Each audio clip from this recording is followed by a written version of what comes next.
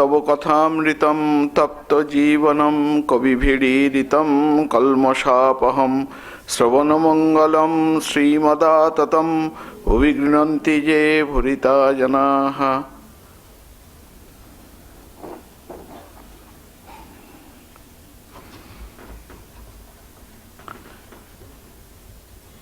আমরা আজকে শ্রী শ্রী রামকৃষ্ণ কথামৃতের দ্বিতীয় পরিচ্ছেদ শুরু করছি। এটি হচ্ছে মাস্টারমশাইয়ের ঠাকুরকে প্রথম দর্শন, তার বিবরণ। এক্স্যাক্ট ডেট মাস্টারমশাই লিখে রাখেননি, এখানে শুধু লেখা আছে যে মার্চ 1882। গঙ্গা তীরে দক্ষিণেশ্বরে কালীবাড়ি, মা কালীর মন্দির, বসন্তকাল, ইংরেজি 1882 খ্রিস্টাব্দের মার্চ মাস। ঠাকুরের জন্মোৎসবের কয়েকদিন পরে শ্রীযুক্ত কেশব সেন ও শ্রীযুক্ত জোসেফ কুক সঙ্গে 23শে ফেব্রুয়ারি বৃহস্পতিবার ঠাকুর স্টিমারে বেড়াইয়াছিলেন। তাহারই কয়েকদিন পরে সন্ধ্যা হয় ঠাকুর শ্রীরামকৃষ্ণের ঘরে মাস্টার আসিয়া উপস্থিত। এই প্রথম দর্শন। দেখিলেন একঘর লোক নিস্তব্ধ হইয়া তাহার কথামৃত পান করিতেছেন। ঠাকুর তক্তপোষে বসিয়া পূর্বাশ্ব হইয়া সহাস্য বদনে হরিকথা কহিতেছেন। ভক্তেরা মেঝে বসিয়াছেন।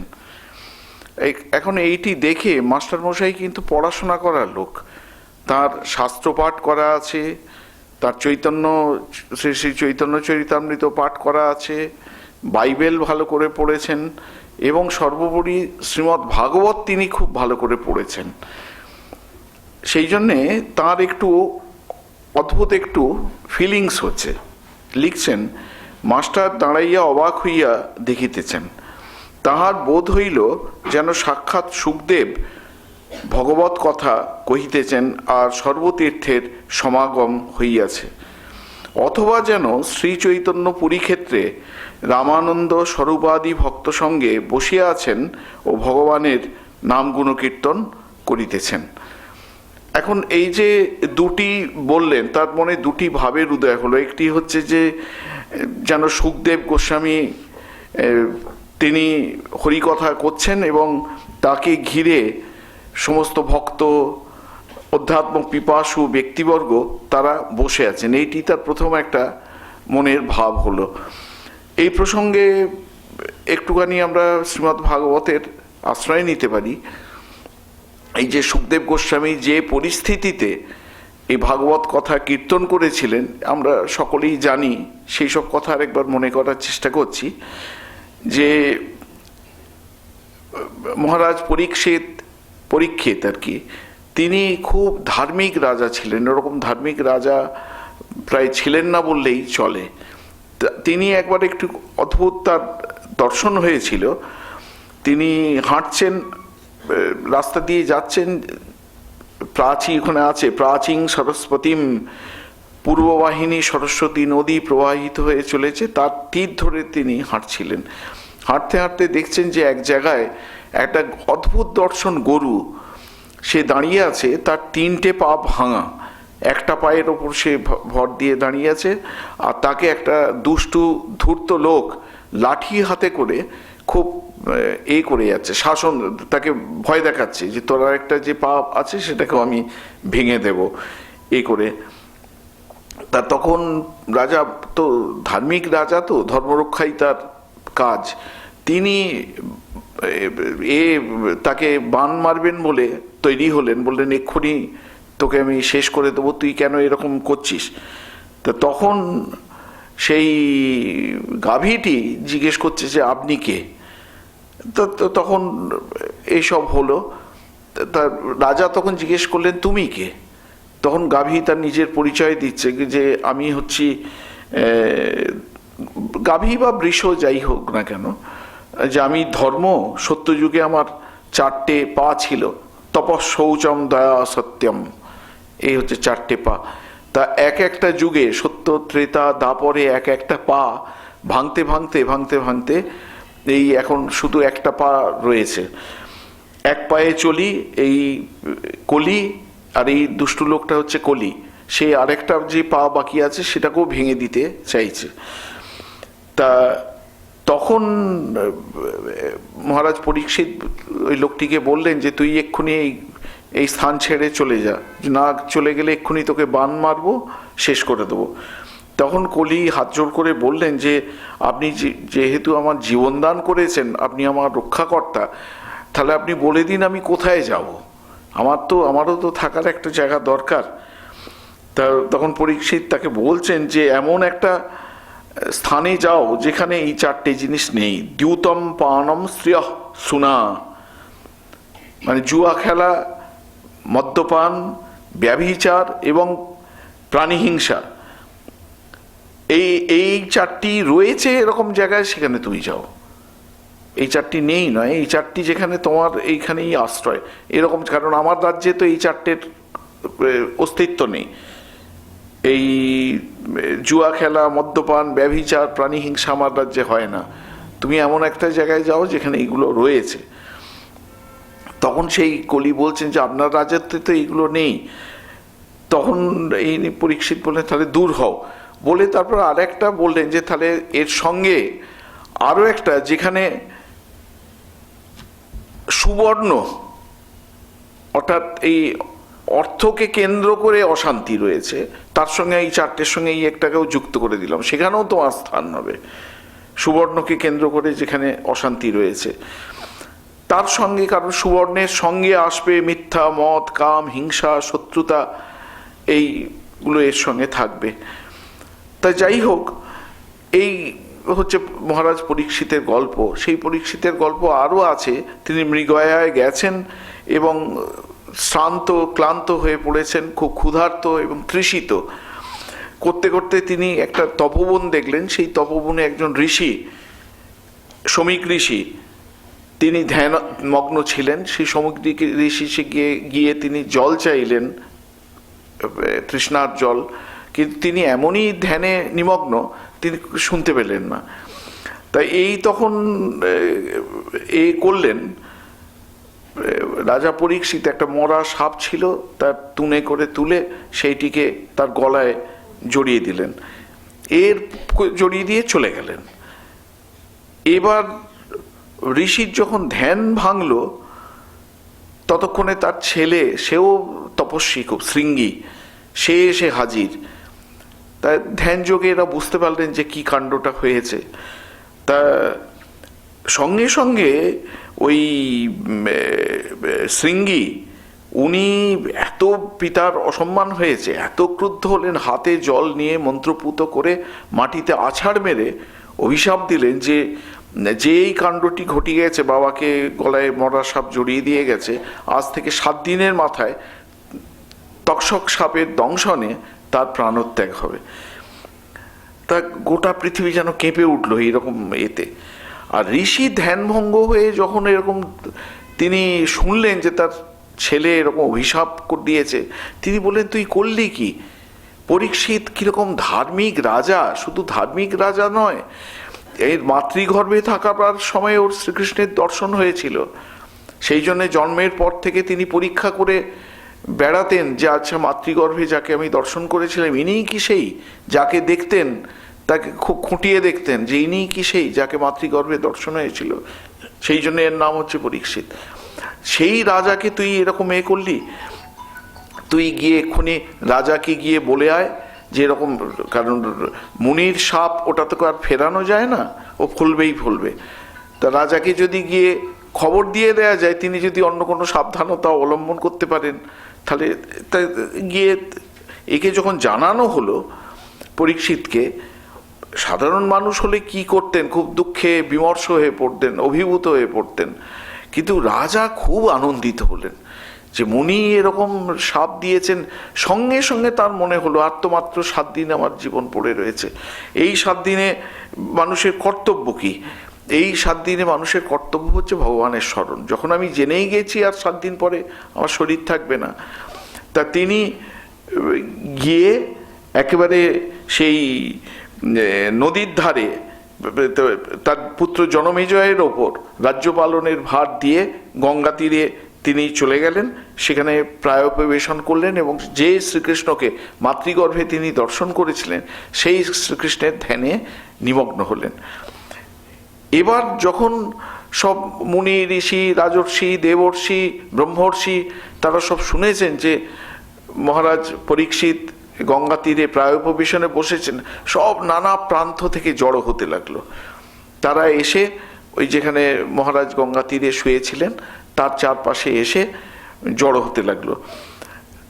এবং এখানে সব নাম রয়েছে, বলছেন যে অত্রি বশিষ্ঠ চবন শরদ্বান অরিষ্টনেমি ভৃগু অঙ্গিরা পরাশর বিশ্বামিত্র পরশুরাম সুবাহু মেধাতিথি দেবল ভরদ্বাজ গৌতম পিপ্পল্লাদ কবর অগস্ত্য বৎসদেব, আরো অনেক ব্রহ্মর্ষি দেবর্ষি রাজর্ষি সব নাম রয়েছে। তারা সব এসে জড়ো হলেন, ঋষি মুনি এরা এসে জড়ো হলেন, জ্যোতিরা এসে জড়ো হলেন। এমন সময় সেখানে খুব সুন্দর অপূর্ব বর্ণনা আছে ভাগবতে, যে সবাই উঠে দাঁড়িয়ে সম্মান জানাচ্ছেন। কে না, এক সম্পূর্ণ নগ্ন এক পরমহংস সেখানে প্রবেশ করছেন। অপূর্ব বর্ণনা আছে যে তাকে কিরকম দেখতে। সুখদেব গোস্বামী সেখানে প্রবেশ করছেন। তো সকলে একবারে মাথা নত করে তাকে অভিবাদন করলেন।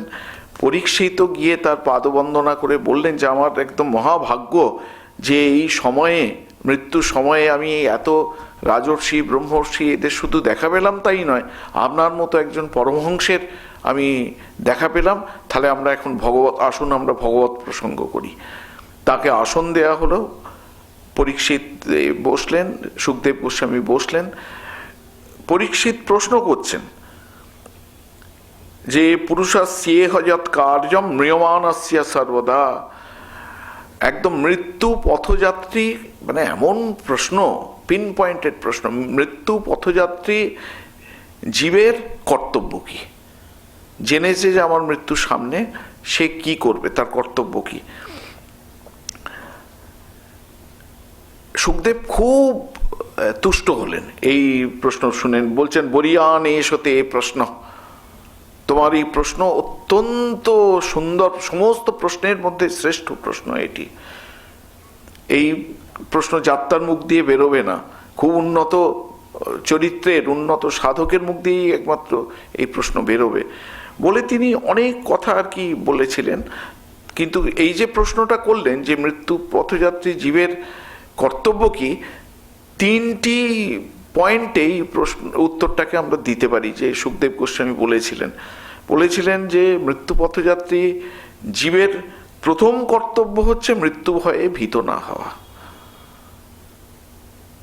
যে এটাকে একটা জীবনের জন্ম যেমন স্বাভাবিক, মৃত্যুও সেরকম স্বাভাবিক, এইভাবে তাকে গ্রহণ করার অভ্যাস সারা জীবন ধরে করে যেতে হবে। জন্মিলে মরিতে হবে, অমরকে কোথা রবে। তা এই যে জিনিস, এই হচ্ছে প্রথম কর্তব্য। দ্বিতীয় কর্তব্য হচ্ছে অনাসক্তিরূপ অসির দ্বারা, তলোয়ারের দ্বারা আসক্তিরূপ যে বন্ধন, সেটিকে ছিন্ন করতে হবে এক এক করে। যে যত রকমের আসক্তি, জাগতিক আসক্তি রয়েছে, সেটিকে এক এক করে ছিন্ন করতে হবে।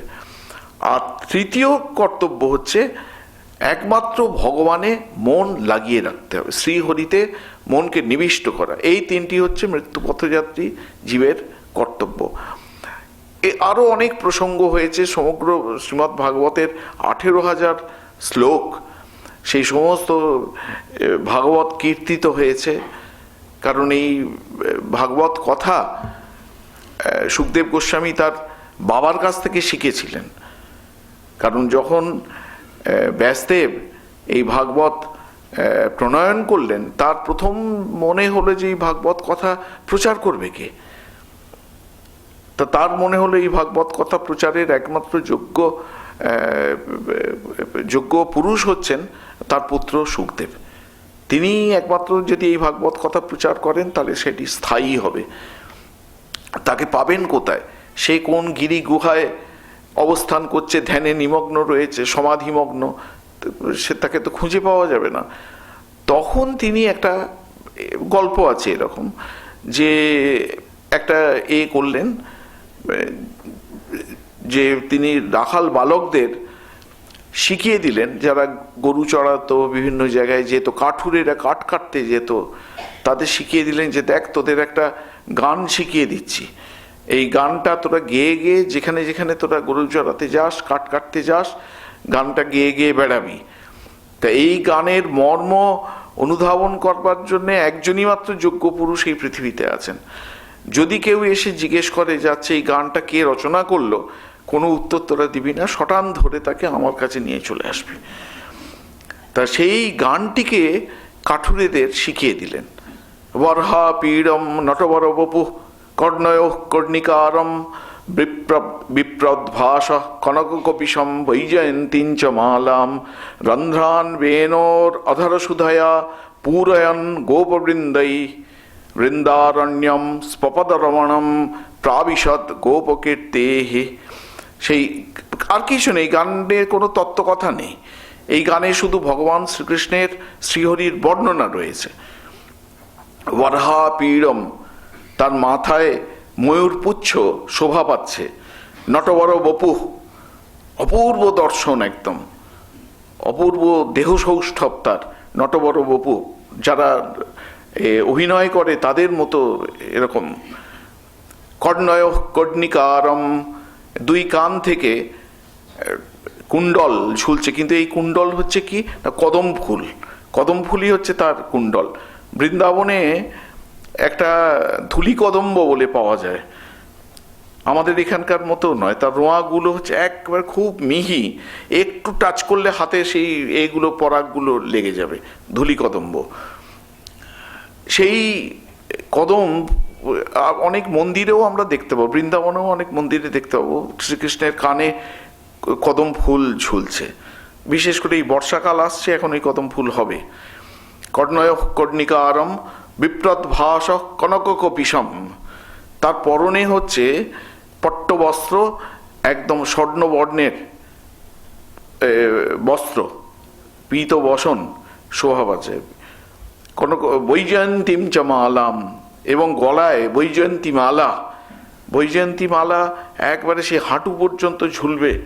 এবং বৈজয়ন্তী মালার বৈশিষ্ট্য হচ্ছে নানা রঙের ফুল দিয়ে সেই মালা গাঁথা হবে, এবং তার মাঝে মাঝে পাতাও গেঁথে দেয়া হবে, মঞ্জরি সহ তুলসী পাতা মানে গেঁথে দেয়া হবে। এবং সেই বলে, বর্ণনাও আছে ভাগবতে, যে ওই মঞ্জরির মধু খাওয়ার জন্যে মৌমাছি ভ্রমর একেবারে বসে সুঁড় ডুবিয়ে তার মধু পান করবে। এই রকম মালা নাকি ভগবান শ্রীকৃষ্ণের অত্যন্ত প্রিয়, একবার মধু পান করছে ওই যে মালা। বৈজয়ন্তীঞ্চ মালাম, ভগবান কি করছেন না রন্ধ্রান বেনোর অধর সুধয়া পূরয়ন, তার হাতে বাঁশের বেনু রয়েছে, বংশীদণ্ডের বেনু রয়েছে, বাঁশি রয়েছে, তার যে রন্ধ্রগুলি সেগুলি তিনি পূর্ণ করছেন। কি দিয়ে পূর্ণ করছেন? অধর সুধায়া, অধর সুধায় পূর্ণ করছেন, মানে বাঁশি বাজাচ্ছেন তিনি, অদ্ভুত সুরে তিনি বাঁশি বাজাচ্ছেন, মনোহরণকারী বংশীধ্বনি করছেন। পূরয়ন, এবং তিনি কি একা আছেন তা নয়, গোপবৃন্दै বৃন্দারণ্যম স্পপদরমণম প্রাবিশত, তিনি তার সখাগণের দ্বারা পরিবৃত হয়ে সেই বৃন্দাবনে প্রবেশ করছেন, যে বৃন্দাবন স্পপদরমণম, তার নিজের পদচিহ্ন লাঞ্ছিত, মানে বৃন্দাবনের একটি ধূলিকণাও পাওয়া যাবে না যেখানে ভগবান শ্রীকৃষ্ণের পদচিহ্ন পড়েনি, ভগবান শ্রীকৃষ্ণের পদচিহ্ন লাঞ্ছিত নয়, এই রকমের যে বৃন্দাবন তার মধ্যে ভগবান প্রবেশ করছেন। এইটি হচ্ছে বর্ণনা, মানে এটি হচ্ছে ধ্যানের বস্তু। এই যে গানটি, এটি হচ্ছে ভগবানের ওপর ধ্যানের বস্তু। আপনারা দেখবেন যে এই যে বর্হা পীড়ম নটবর বপু, অনেকে এই শ্রীমদ্ ভাগবতের পাঠ শুরু করেন, হ্যাঁ, এই মন্ত্র মঙ্গলাচরণ রূপে ব্যবহার করেন, ভগবানের বর্ণনা, অপূর্ব বর্ণনা। তা এইটি যখন এরা সেই কাঠুরেরা গিয়ে বেড়াতে লাগলো, তখন যা ঘটবার তাই হলো। যথারীতি সুখদেব গোস্বামী এলেন, জিজ্ঞেস করতে, তারপর গল্প যেমন চলে সেরকমভাবে চলে।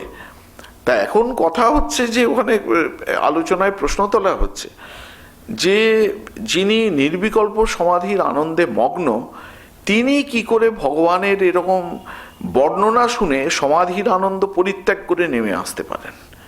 এটি হচ্ছে একটা বৈষ্ণব রসশাস্ত্রের একটা একটা খুব উপভোগ্য আলোচনার বস্তু এটা। আত্মা রামশ্চ মুনয় নির্গ্রন্থা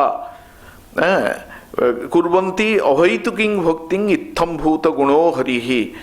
যিনি আত্মারাম মুনি, তারা হচ্ছে নির্গ্রন্থা, তারা হচ্ছেন, তাদের সমস্ত গ্রন্থি, চিৎজড় গ্রন্থি ছিন্ন হয়ে গেছে, বা তারা নির্গ্রন্থা, তারা বেদকে অতিক্রম করে গেছেন। ঠাকুর বলছেন না, এখানকার কথা বেদ বেদান্তকে ছাড়িয়ে গেছে।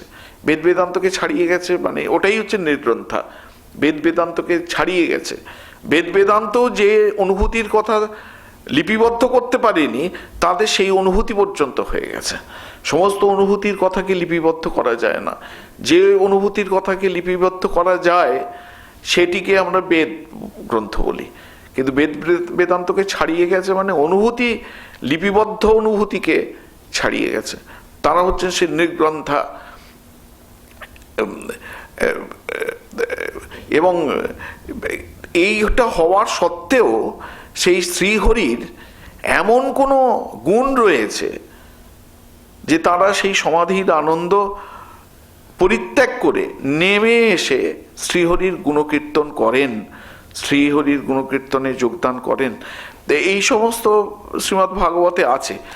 তাই মাস্টারমশাইয়ের এই ঠাকুরকে দেখে প্রথম যে ইমপ্রেশন, সেটা হচ্ছে যে গঙ্গার তীরে পরীক্ষিত রয়েছেন এবং সুখদেব গোস্বামী ভাগবত কথা কীর্তন করছেন, এবং তাকে ঘিরে সমস্ত ব্রহ্মর্ষি, রাজর্ষি, মহর্ষি, তারা সব সন্ন্যাসী, জ্যোতি, এরা সব ঘিরে বসে রয়েছেন। এই হচ্ছে ফার্স্ট ইমপ্রেশন। আর দ্বিতীয় ইমপ্রেশন হচ্ছে যে শ্রীক্ষেত্রে চৈতন্য মহাপ্রভু এই রামানন্দ স্বরূপ প্রভৃতি ভক্ত সঙ্গে বসে আছেন। আপনারা জানেন যে মহাপ্রভুর জীবনকে মোটামুটি তিনটি ভাগে ভাগ করা হয়। একটি তার মানে তার যেটাকে আমরা বলি আদি লীলা, মধ্যলীলা এবং অন্তলীলা। আদি লীলা মোটামুটি তার জন্ম থেকে 24 বছর বয়স পর্যন্ত, মানে তার যে নবদ্বীপ লীলা, এটাকে মোটামুটি আদি লীলা বলা হয়। 24 বছর বয়সে সন্ন্যাস গ্রহণ করলেন। সন্ন্যাস গ্রহণের পর তিনি শ্রীক্ষেত্রে চলে গেলেন, কারণ মা তাকে বলেছিলেন, কারণ তার হয়ে মহাপ্রভুর যে সাঙ্গপাঙ্গ, তারা শচীদেবীকে জিজ্ঞেস করেছিলেন যে মা, এখন তো মহাপ্রভু সন্ন্যাস গ্রহণ করলেন, কোথায় যাবেন, কোথায় গিয়ে থাকবেন? তা মা তখন বলেছিলেন যে ও যদি এখানে থাকে তাহলে আমার খুব আনন্দ হবে, এটা ঠিক। আর কিন্তু লোকে যদি বলে দেখো সন্ন্যাস নিয়ে এ আত্মীয় স্বজনের সঙ্গে বাস করে, এইরকম করে কুৎসা গায়, তখন আমার খুব দুঃখ হবে।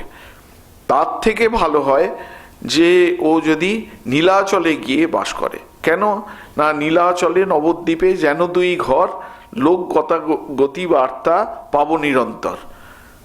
তখনকার দিনে, এখনকার দিনে আমরা পুরী যেতে গেলে কত আমাদের হিসেব করতে হয়, কোথায় থাকবো, কোথায় গিয়ে করবো, কখন ট্রেন ছাড়বে। কিন্তু তখনকার দিনে মানুষের কাছে এটা জল ভাত একদম।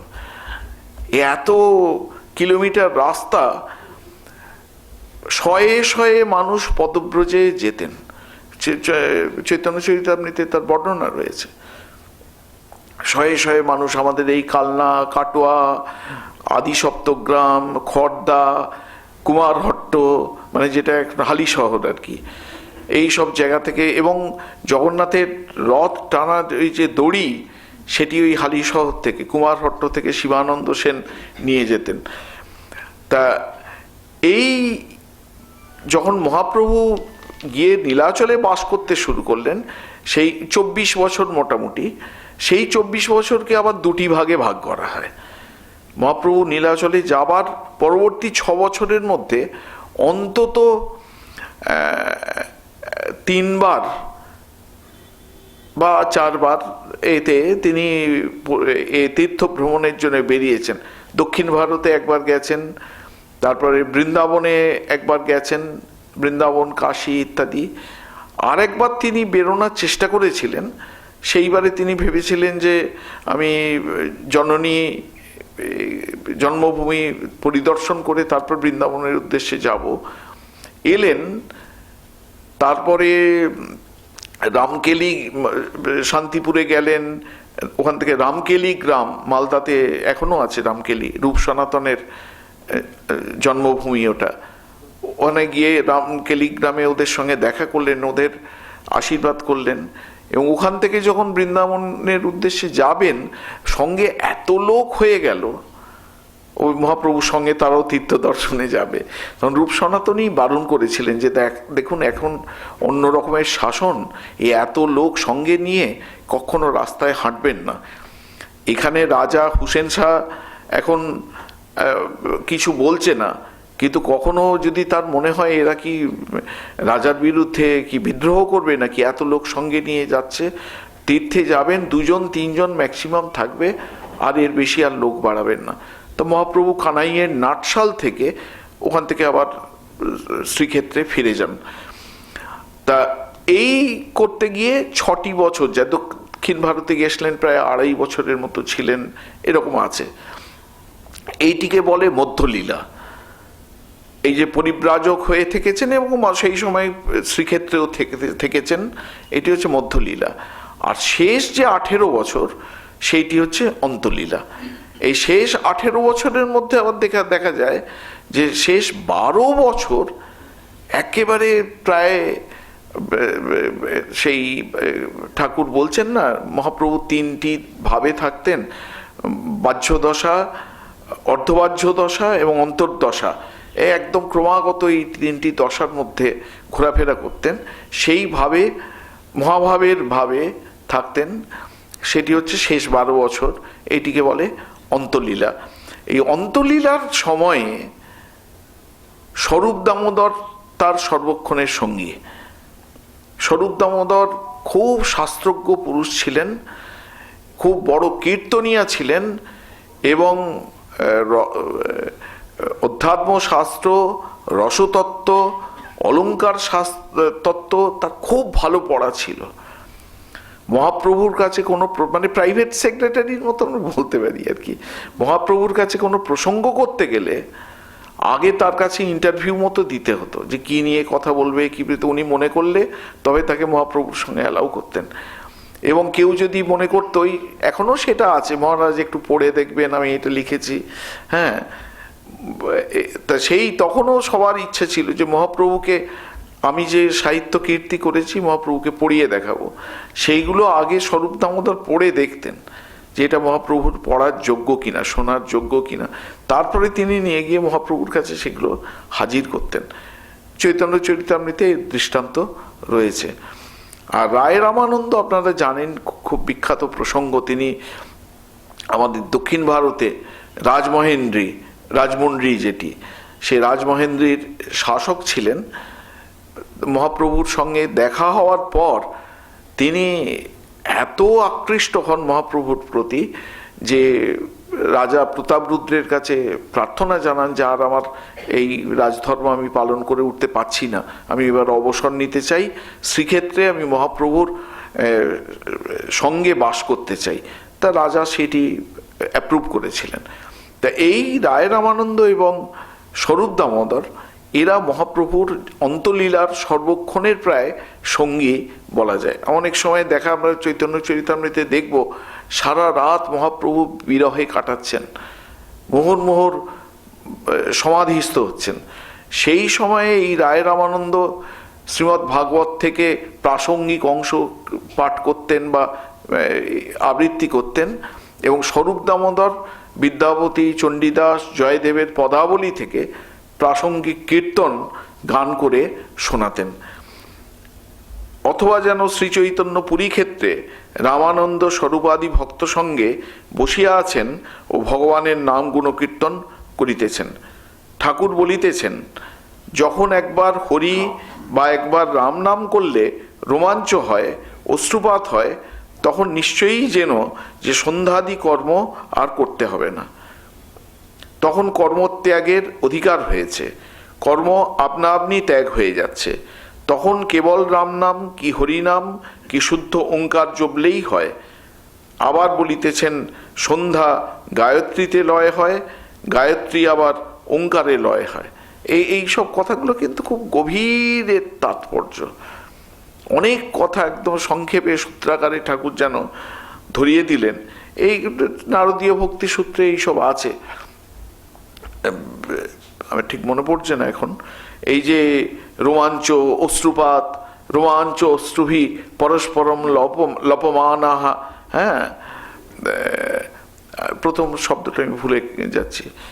তা এই নারদীয় ভক্তি সূত্রে আছে যে এইগুলি হচ্ছে সাত্ত্বিক বিকার, যে ভগবানের নাম শোনা মাত্রই অশ্রুপাত হচ্ছে, গায়ের লোম খাড়া হয়ে যাচ্ছে, কাঁপুনি আসছে, হ্যাঁ, মূর্ছাপাতের মতো অবস্থা হচ্ছে। ভগবানের নাম শোনা মাত্রই এইসব সাত্ত্বিক বিকার শরীরে প্রকাশিত হচ্ছে। আমি এরকম মহারাজ পাবনানন্দজি মহারাজ, তিনি আমাদের সংঘের একজন সাধু ছিলেন, তার বিদেশি শরীর, এবং তিনি ভারতবর্ষে এসছিলেন, ঠাকুরের অনেক পার্শ্বদের সঙ্গ করেছেন। মহাপুরুষ মহারাজের কাছে তার মন্ত্র দীক্ষা। তা সেই পাবনানন্দজি মহারাজের এরকম তিনি দেখেছিলেন যে ঠাকুরের তিথি পুজোর দিন মহাপুরুষ মহারাজ সারাদিন ধরে ভক্তদের প্রণাম নিয়েছেন মঠে। সন্ধেবেলায় তিনি মহাপুরুষজি নিজের ঘরে বসে আছেন, আর এমন সময় পাবনানন্দজি ঢুকেছেন। তা মহাপুরুষ মহারাজ বলছেন যে আজ আমাদের প্রভু শ্রীরামকৃষ্ণের, বলে আর কথাটা শেষ করতে পারছেন না, একদম থরথর থরথর করে কাঁপছেন, আর গায়ের লোম খাড়া হয়ে গেছে, কণ্ঠাবরোধা, গলা চোকড হয়ে গেছে, একদম গলা থেকে আর কোনো শব্দ বেরোচ্ছে না। তা এই বললেন যে সেই ভাব দেখে, পাবনানন্দজির মুখে আমি শুনেছি, বলছেন সে ভাব না দেখলে এরকম বিশ্বাস করা যায় না যে কি ভাব হতে পারে এরকম। তা এই তার কথা ঠাকুর এখানে বললেন যে রোমাঞ্চ হয়, অশ্রুপাত হয়, তখন নিশ্চয়ই যেন সন্ধ্যাদি কর্ম, আর সন্ধ্যাদি কর্ম মানে এটা কি, মানে বৈধি কর্ম। ভক্তির তিনটি স্তর রয়েছে, বৈধিক ভক্তি, আর একটাকে আমরা এর আগের দিন বলেছি সাধন ভক্তি আর সাধ্য ভক্তি। সাধন ভক্তিকে বলে বৈধি ভক্তি, কি করব আর কি করব না, ডুজ অ্যান্ড ডোন্টস। এর 64 অঙ্গ রয়েছে, বৈষ্ণব শাস্ত্রে রয়েছে, যে কি করব আর কি করব না। বৈধি ভক্তি করতে গিয়ে এটাকে কিন্তু অস্বীকার করা যাবে না। বৈধি ভক্তি দিয়ে, বৈধি ভক্তির পালন দিয়ে আধ্যাত্মিক জীবন, ধর্মজীবন শুরু হবে। কিন্তু এইটাতে আটকে থাকলে হবে না। এইটা থাকলে এটাই তখন সোনার শৃঙ্খল হয়ে যাবে। সে স্বামীজির আছে না, সোনার শৃঙ্খল হলে কি দুর্বল তারা তোমার বন্ধনে। সোনার শৃঙ্খলটাও কিন্তু শৃঙ্খল, সেটিও বন্ধনের কারণ।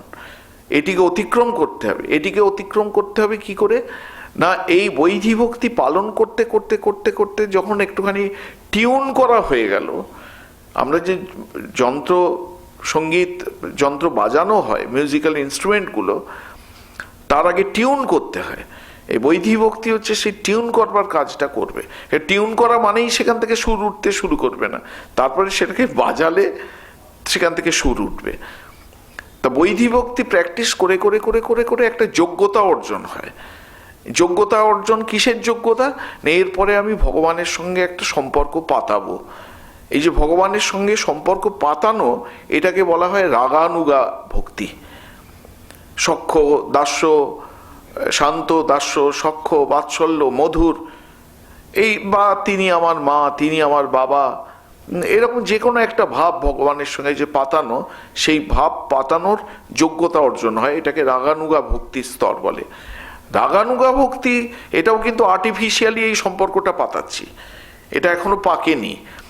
এটা যখন পেকে যাবে, তখন যে ভক্তি ওটাকে বলা হয় রাগাত্মিকা ভক্তি। কথামৃতে আছে রাগাত্মিকা ভক্তিকে প্রেমা ভক্তি বলা হয়েছে, সাধ্য ভক্তি বলা হয়েছে, তারপরে এটাকে অব্যাভিচারী ভক্তি বলা হয়েছে। ব্যভিচারী ভক্তি হচ্ছে কন্ডিশনাল, অব্যাভিচারী ভক্তি হচ্ছে আনকন্ডিশনাল। এখানে কোনো প্রাপ্তির আকাঙ্ক্ষা নেই, বিনিময়ে প্রাপ্তির কোনো আকাঙ্ক্ষা নেই। এটি হচ্ছে রাগাত্মিকা ভক্তি।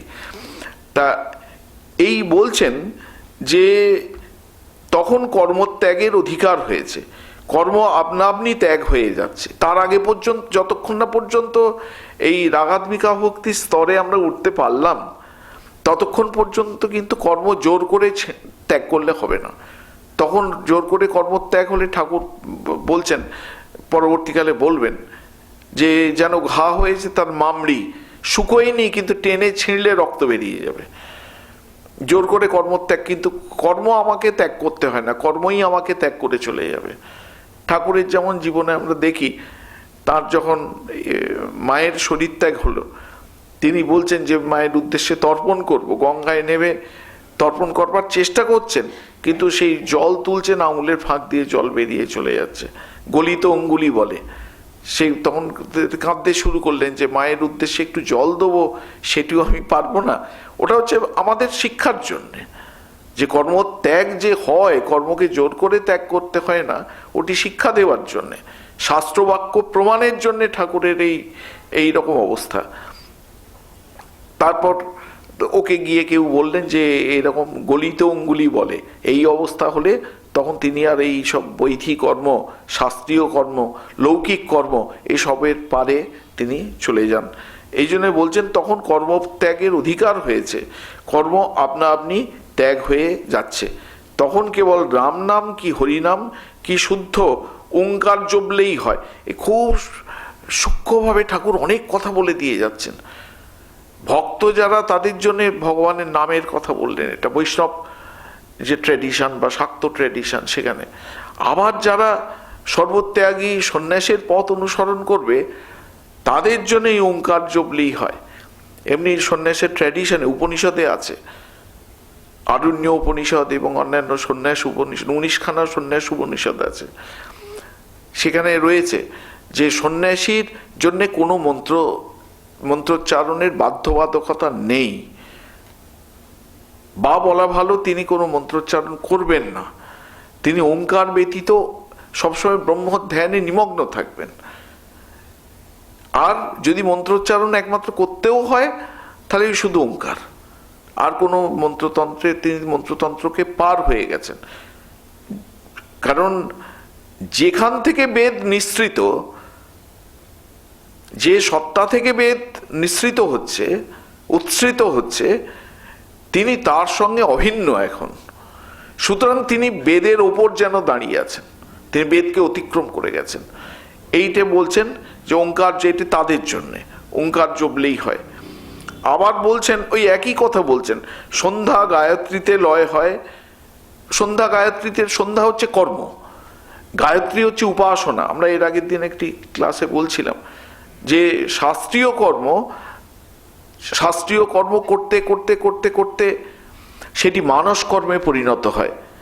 আপনারা দেখবেন স্বামী প্রেমেশানন্দজি মহারাজের পত্রাবলী রয়েছে, অপূর্ব একটি ক্লাসিক বলা যায়।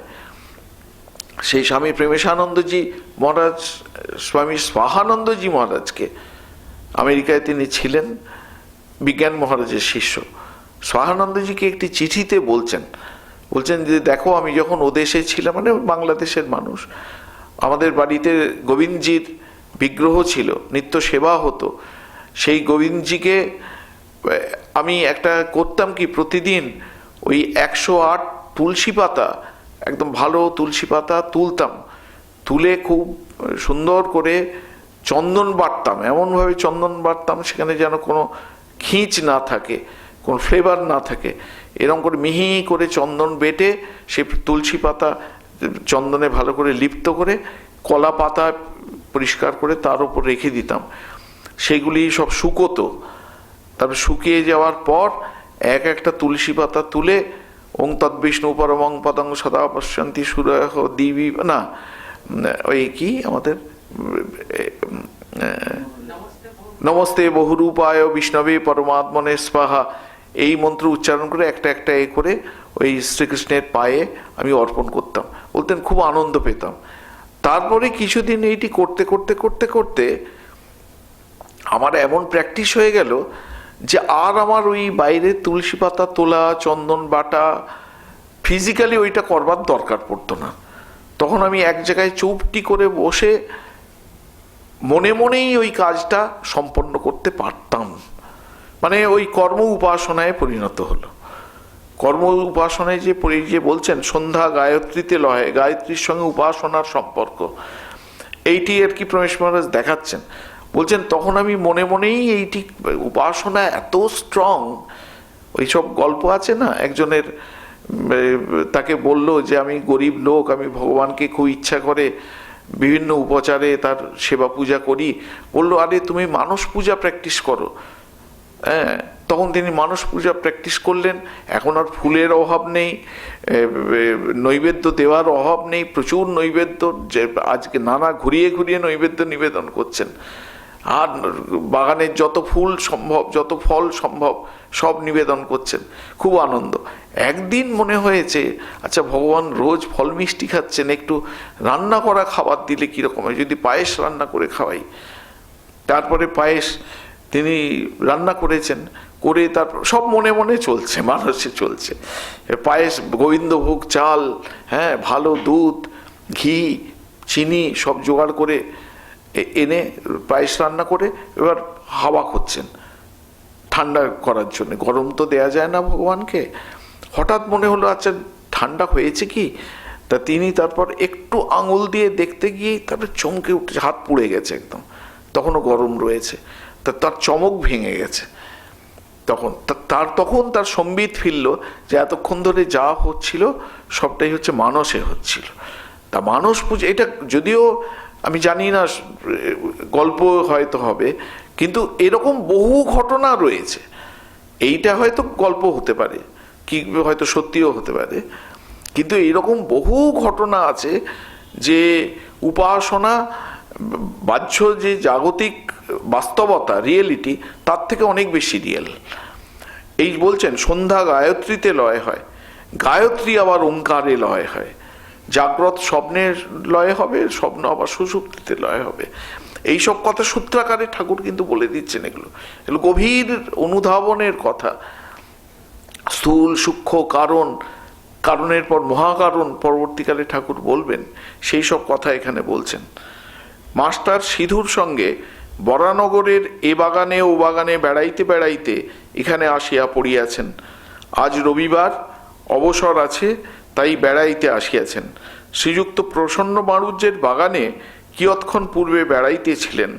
তখন সিধু বলিয়াছিলেন, গঙ্গার ধারে একটি চমৎকার বাগান আছে, সে বাগানটি কি দেখতে যাবেন? সেখানে একজন পরমহংস আছেন।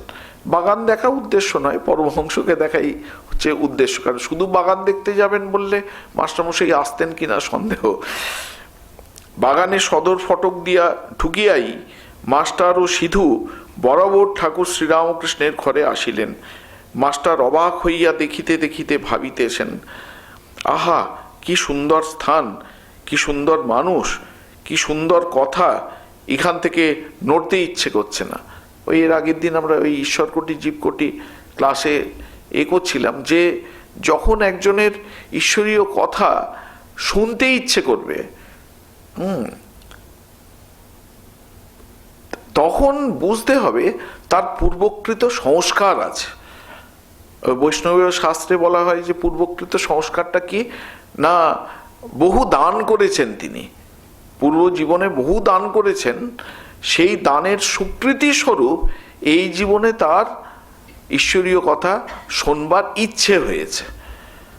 আর যদি তার ঈশ্বরীয় কথা শুনবার ইচ্ছে না হয়, এখানে শঙ্করাচার্য বলছেন, তার একটি প্রকরণ গ্রন্থ আছে প্রবোধ সুধাকর বলে, সে প্রবোধ সুধাকরে শঙ্করাচার্য বলছেন, যদি কারোর মনে হয় যে ঈশ্বরীয় কথা শুনতে সেরকম তার যে মোক্ষমার্গের অংশগুলো শুনতে ইচ্ছে করছে না, বরঞ্চ মোক্ষমার্গ বিরোধী যে যুক্তিগুলো বক্তা তুলছেন, আগে তো পূর্বপক্ষের যুক্তি তুলবেন, তারপর সেগুলোকে কাটবেন, সিদ্ধান্ত প্রতিষ্ঠা করবেন, পূর্বপক্ষের যুক্তিগুলো শুনতে খুব ইচ্ছে করছে, তাহলে বুঝতে হবে যে তার পূর্বকৃত সংস্কারে পুণ্য ফল কিছুই প্রায় জমা নেই, তার পুণ্য ফলের জমার ভাড়ার হচ্ছে শূন্য।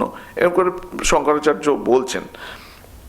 এই যে বলছেন, এ শুনতে ভালো লাগছে, আহা কি সুন্দর স্থান, কি সুন্দর মানুষ, কি সুন্দর কথা, এখান থেকে নড়তে ইচ্ছে করছে না। আসলে এরা তো ঠাকুরের নিত্য পার্ষদ, তারা নিজের জায়গায় এসে পড়েছেন। ওখানে আমাদের শাস্ত্রে রয়েছে যে যারা নিত্য পার্ষদ, যাদের নিত্য পরিকর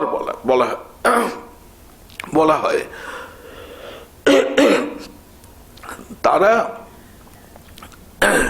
যেখানেই জন্মগ্রহণ করুন না কেন এমন ঘটনার ঘটবে যে ঠিক তারা এসে এই ভগবানের বৃত্তের মধ্যে এসে পড়বেন। হয়তো কোনো অ্যাক্সিডেন্টের মধ্যে দিয়ে তিনি বৃত্তের মধ্যে চলে আসতে পারেন, অন্য কোনোভাবে এসে চলে আসতে, কিভাবে আসবেন কেউ জানে না, কিন্তু কিভাবে আসবেন সেটিও হচ্ছে পূর্ব পরিকল্পিত। ভগবান আগে থেকে সমস্ত প্ল্যান করে রেখে দিয়েছেন। মাস্টার অবাক হইয়া দেখিতে দেখিতে ভাবিতেছেন, আহা কি সুন্দর স্থান, কি সুন্দর মানুষ, কি সুন্দর কথা, এখান থেকে নড়তে ইচ্ছে করছে না। কিয়ৎক্ষণ পরে মনে মনে বলিতে লাগিলেন, একবার দেখি কোথায় এসেছি, তারপরে এখানে এসে বসবো।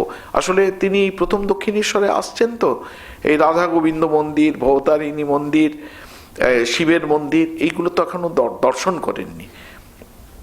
সিধুর সঙ্গে ঘরের বাহিরে আসিতে না আসিতেই আরতির মধুর শব্দ হইতে লাগিল।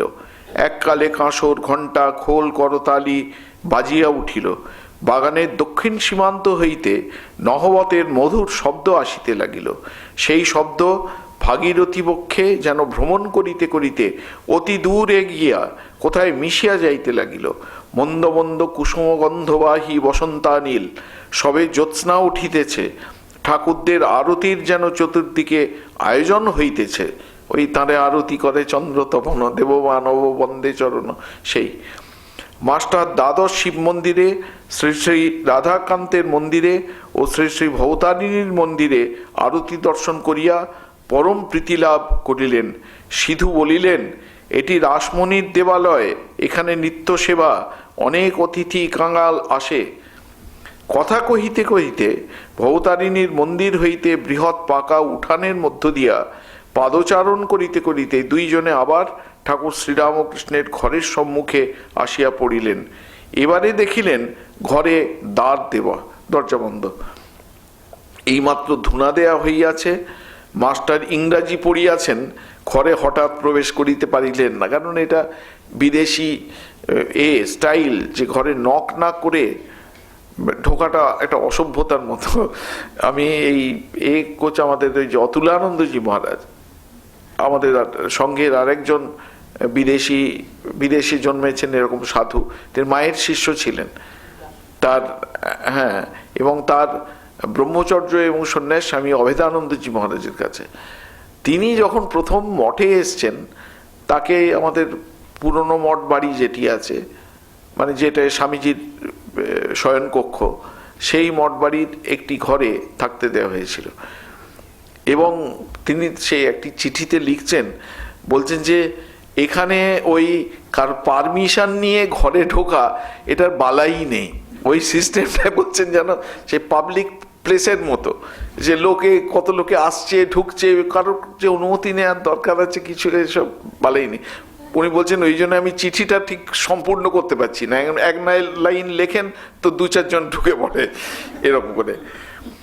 তা এইটি বলছেন যে তিনি ইংরেজি পড়িয়াছেন, ঘরে হঠাৎ প্রবেশ করিতে পারিলেন না।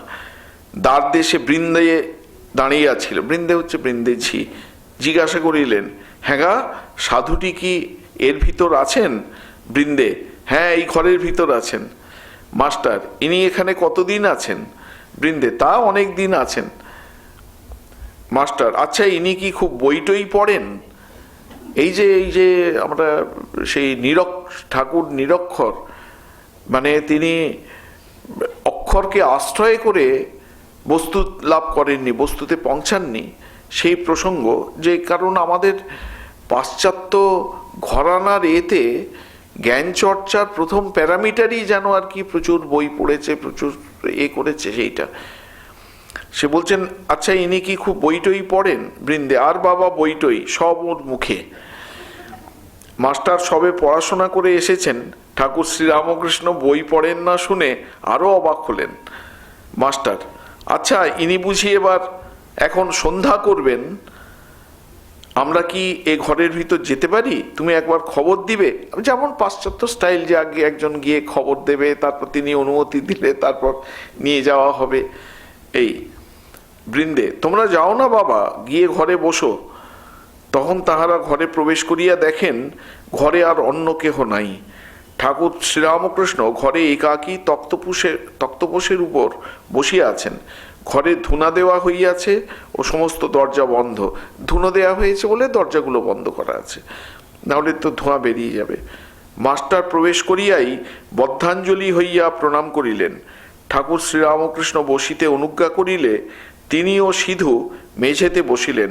ঠাকুর জিজ্ঞাসা করিলেন, কোথায় থাকো, কি করো, বরানগরে কি করতে এসেছো ইত্যাদি। মাস্টার সমস্ত পরিচয় দিলেন, কিন্তু দেখিলেন যে ঠাকুর মাঝে মাঝে যেন অন্যমনস্ক হইতেছেন। পরে শুনিলেন এরই নাম ভাব। যেমন কেহ ছিপ হাতে করিয়া মাছ ধরিতে বসিয়াছে, মাছ আসিয়া টোপ খাইতে থাকিলে ফাতনা যখন নড়ে, সে ব্যক্তি যেমন শশব্যস্ত হইয়া ছিপ হাতে করিয়া ফাতনার দিকে এক দৃষ্টে এক মনে চাহিয়া থাকে, কাহারও সহিত কথা কয় না, এ ঠিক সেই রূপ ভাব। পরে শুনিলেন ও দেখিলেন ঠাকুরের সন্ধ্যার পর এই রূপ ভাবান্তর হয়। কখনো কখনো তিনি একেবারে বাহ্যশূন্য হন, কারণ এই সময়গুলো হচ্ছে ভগবানকে ডাকবার সময়। এটা তিনি যে ইচ্ছে করে করছেন তা নয়, বা সাধনার অঙ্গ হিসেবে করছেন তা নয়, যে এই সময় তিনি ঈশ্বর চিন্তা করছেন তা নয়। এই তার প্রকৃতি এমনভাবে তৈরি হয়েছে যে এই সময়ে তার প্রকৃতি তাকে ওই দিকে টেনে নিয়ে যাচ্ছে। মাস্টার, আপনি এখন সন্ধ্যা করবেন? তবে এখন আমরা আছি। শ্রীরামকৃষ্ণ ভাবস্থ, না সন্ধ্যা তা এমন কিছু নয়। আরো কিছু কথাবার্তার পর আমরা পরবর্তীকালে দেখব ঠাকুর ওই কখনো কখনো দেখাচ্ছেন, ওই যে বলছেন যে জপ, হ্যাঁ তার তো করা দরকার, তার আমার এই ডান হাতে হয় না, এই বাঁ হাতে হয় বলে দেখাচ্ছেন এরকম করে, যে এরকম করে যে এই জপ হচ্ছে, করতে করতে করতে করতে সব স্থির হয়ে যাচ্ছেন, এরকম বিবরণ রয়েছে। আর কিছু কথাবার্তার পর মাস্টার প্রণাম করিয়া বিদায় গ্রহণ করিলেন। ঠাকুর বলিলেন, আবার এসো। মাস্টার ফিরিবার সময় ভাবিতে লাগিলেন, এ সৌম্য কে, যাহার কাছে ফিরিয়া যাইতে ইচ্ছা করিতেছে? বই না পড়িলে কি মানুষ মহৎ হয়? এই প্রথম দর্শন তো, তার অন্তর্জগৎ একদম তোলপাড় হতে শুরু করেছে। এতদিন ধরে তিনি একটা ঘরানায় অভ্যস্ত, একে পাশ্চাত্য শিক্ষায় শিক্ষিত, কিন্তু ভারতীয় দর্শন, ভারতীয় অধ্যাত্ম শাস্ত্রও ভালো করে পড়া আছে, এবং সর্বোপরি তিনি ব্রাহ্ম সমাজে যাতায়াত করেন, ব্রাহ্ম প্রভাব তার মধ্যে রয়েছে। তা সেই জন্যে এই প্রথম কথা হচ্ছে যে আনুষ্ঠানিক সন্ধ্যা করলেও হয় না করলেও হয়, এরকম একটা ভাব এই প্রথম তিনি দেখলেন। তারপরে বইয়ের সঙ্গে কোনো সম্পর্ক নেই, তাহলে একজন আধ্যাত্মিক পুরুষ হয়ে উঠবে কি করে? এই কি আশ্চর্য, আবার আসিতে ইচ্ছা হইতেছে। ইনিও বলিয়াছেন, আবার এসো, কাল কি পরশু সকালে আসিব। এরপর দ্বিতীয় দর্শনের বর্ণনাও এখানে আছে। দ্বিতীয় দর্শন সকালবেলা 8টার সময়। ঠাকুর তখন কামাতে যাচ্ছেন, এখনো একটু শীত আছে, তাই তার গায়ে মোলেস্কিনের র্যাপারের কিনারা শালু দিয়ে মোড়া। মাস্টারকে দেখিয়া বলিলেন, এইগুলো যদি, এইটা মাস্টার মশাইয়ের এত কিন অবজারভেশন, যে আমাদের যদি এরকম এরকম বলা হয়, আচ্ছা আপনি অমুককে যখন দেখেছিলেন তখন তার গায়ে কি ছিল, তিনি কি পোশাক পরেছিলেন, কোন রঙের পোশাক, বোধহয় লক্ষ মানুষের মধ্যে একজনও বলতে পারবে কিনা সন্দেহ। মাস্টারমশাই কিন্তু মানে সমস্ত একদম ভিভিড ডেসক্রিপশন যাকে বলে। তাই তার গায়ে মোলেস্কিনের র্যাপারের কিনারা শালু দিয়ে মোড়া। এমনিতেই বলা হয় আমাদের 64 অঙ্গের যে সাধন আছে, বৈষ্ণবীয় সাধন, সেখানে বলা আছে যে দেবতাকে দর্শন করতে হয়, তারপরে স্পর্শ করতে হয়। অনেক দিন আগে তিনি আমাদের বীরেন মহারাজ, আপনারা হয়তো কেউ দেখে থাকবেন, বলরাম মন্দিরে থাকতেন। বলরাম মন্দিরের ওই যে বারান্দায় একটা বেঞ্চি, সেই বেঞ্চিতে তিনি শুয়ে তার সারা জীবন কাটিয়ে দিয়েছেন। 107 বছর প্রায় তিনি বেঁচে ছিলেন। একদম শেষ দিকে মঠে আরোগ্য ভবনে গিয়ে থাকতেন। তিনি স্বামী শারদানন্দজি মহারাজের মন্ত্র শিষ্য ছিলেন। উনি একবার এরকম দেওঘরে গেছেন, তারপর আমার উপর ভার পড়লো যে ওকে নিয়ে বাবার ধাম, পার্বতীর মন্দির, এগুলো সব ঘুরিয়ে দেখানোর জন্য। তা আমি, বাবার ধামে তো প্রচণ্ড ভিড় থাকে, তা জল টল ঢাকা হলো, উনি স্পর্শ করলেন, আমরাও করলাম। তারপরে একধারে দাঁড়িয়ে জপ করলেন। জপ করে বেরিয়ে পার্বতীর মন্দিরে গিয়ে উনি জল ঢাললেন, তারপর হাত বাড়িয়ে গ্রিলের ফাঁক দিয়ে স্পর্শ করলেন। আমি পেছন পেছন ছিলাম, এত ভিড়, আমি আর আমার স্পর্শ করার কথা মনেই হয়নি। তারপর মন্দিরের এক কোনায় গিয়ে তিনি জপ করলেন, আমিও গিয়ে দাঁড়িয়ে ছিলাম। তারপর যখন বেরোলাম, আমি ভাবতেই পারিনি ও আমাকে জিজ্ঞেস করবেন ওরম ভাবে। বেরোনোর পরেই বলছেন, স্পর্শ করেছো মাকে, স্পর্শ করেছো? আমি তখন বললাম যে না তো মহারাজ। যাও, আমি দাঁড়াচ্ছি, গিয়ে স্পর্শ করে এসো। আবার ওই ভিড় ঠেলে ঠেলে ঠেলে ঠেলে ঢুকে গিয়ে আবার স্পর্শ করে একটুখানি দাঁড়িয়ে জপ টপ করে আবার বেরিয়ে এসে মহারাজকে বলতে বললেন, হ্যাঁ, যেখানে এইরকম সুযোগ আছে সেখানে এরকম স্পর্শন কথাটা। তা এই দর্শন মানে হচ্ছে খুব ভালো করে লক্ষ্য রাখা, যাতে পরে জাবর কাটা যায়। দেবতাকে যে প্রদক্ষিণ করা বলে, দেবতাকে ডান দিকে রেখে প্রদক্ষিণের সময় তার চোখটা সবসময় বিগ্রহের ওপর থাকবে, যাতে আমি ওইভাবে প্রদক্ষিণ করে এসে তারপরে যখন চুপ করে বসবো, ওই যে দর্শন করেছি যে তার গলায় কি মালা আছে, কি রঙের কাপড় আজকে পরানো হয়েছে, কি কি ফুল দিয়ে কিরকম ভাবে সাজানো হয়েছে, আমরা কতজন বলতে পারবো দেব দর্শন করে আসার পর যে আজকে কি কাপড় পরানো হয়েছে, গলায় কোন ফুলের মালা রয়েছে। কিন্তু এইগুলি হচ্ছে বৈষ্ণব শাস্ত্রে, এইগুলি হচ্ছে বৈধি ভক্তির আবশ্যিক অঙ্গ। এগুলো, এই দর্শন স্পর্শন এইগুলো আছে। মাস্টারমশাইয়ের বর্ণনা থেকে বোঝা যায় তিনি এই এতে মানে প্রথম থেকেই রপ্ত, তিনি অভ্যস্ত, তিনি এই জন্য এত বিশদে তিনি বর্ণনা দিতে পাচ্ছেন। তাই তাহার গায়ে মোলেস্কিনের র্যাপারের কিনারা শালু দিয়ে মোড়া। মাস্টারকে দেখিয়া বলিলেন, তুমি এসেছো? আচ্ছা, এখানে বসো। এই কথা দক্ষিণ পূর্ব বারান্দায় হইতেছিল। নাপিত উপস্থিত, সেই বারান্দায় ঠাকুর কামাইতে বসিলেন ও মাঝে মাঝে মাস্টারের সহিত কথা কহিতে লাগলেন। গায়ে ওইরূপ র্যাপার, পায়ে চটি জুতা, সহস্র বদন, কথা কহিবার সময় কেবল একটু তোতলা। ওং নিরঞ্জনং নিত্যম অনন্তরূপম ভক্তানুকম্পাধৃত বিগ্রহং বৈ ঈশাবতারম পরমেশমিড্যম তং রামকৃষ্ণম শিরসা নমামহ।